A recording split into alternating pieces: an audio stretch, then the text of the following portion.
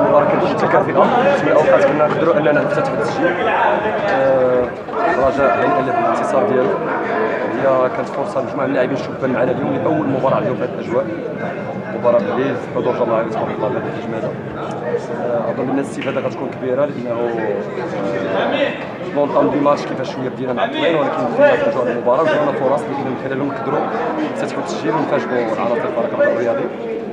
سهل واحد التمرات قراءة جيدة وفكرة بحذافير النهج التكتيكي اللي فرضوه اللي خلى انه بكل صراحة نخلقوا متاعب الفريق الرجاء. عموما اظن بانه هذه المباريات هذه تيتعلموا منها خصوصا اللاعبين الشبان. كما قلنا المدرب الاستاذ الملابس سنبقاو بهذا ليطا ديسبري اللي كنا في هذا الماتش، في الماتش افونير ما يكونش التركيز فقط والحماس في هذه المباريات هذه. اكيد ان الاستفاده غتكون كبيره ولو ان الهزيمه على الاقل كنا نستحقوا هذه النقطه ديال التعادل بالنظر للمردود العام ديال اللاعبين والمجهود الخرافي اللي داروا. هنيئا فريق الرجاء.